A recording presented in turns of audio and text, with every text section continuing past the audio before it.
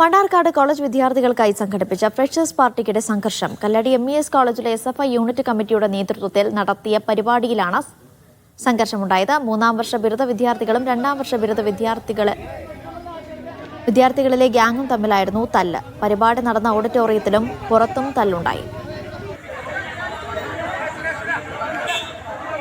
ഉച്ചക്ക് 3:30 മണിയോടുകൂടെ ഇവിടെ താമസിക്കുന്ന 2 പയ്യന്മാരെ തെരഞ്ഞിട്ട് ബൈക്കിലും കാറിലുമായിട്ട് ഒരു 20ഓളം ആളുകൾ വന്നിട്ട് അവരെ കിട്ടിയില്ല. ഇവിടെ അടിയുണ്ടാക്കുകയും നമുക്ക് ഒരുപാട് നാശനഷ്ടങ്ങൾ വരുത്തിയിട്ടുള്ളതൊക്കെയാണ്. ജനലൊക്കെ അടിച്ച് പൊട്ടിച്ചിട്ടുണ്ട്, ഉള്ളിൽ ഫർണിച്ചറുകളൊക്കെ നഷ്ടപ്പെടുത്തിയിട്ടുണ്ട്, വെള്ളത്തിൻ്റെ പൈപ്പ് പൊട്ടിച്ചിട്ടുണ്ട്.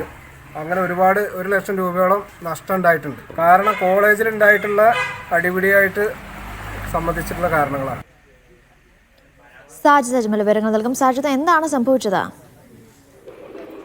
അനീഷ, മണ്ണാർക്കാട് MES കോളേജിലെ വിദ്യാർത്ഥികൾ തമ്മിലാണ് പരസ്പരം ഏറ്റുമുട്ടിയത്. ഇതിൽ SFI യൂണിറ്റ് കമ്മിറ്റിയുടെ നേതൃത്വത്തിൽ ഒരു പരിപാടി സംഘടിപ്പിച്ചിരുന്നു. ഫ്രഷേഴ്സ് ഡേയുമായി ബന്ധപ്പെട്ട പരിപാടി. ഇത് കോളേജിനകത്തല്ല, മറിച്ച് കോളേജിന് പുറത്തുള്ള ഒരു സ്വകാര്യ ഓഡിറ്റോറിയത്തിലായിരുന്നു.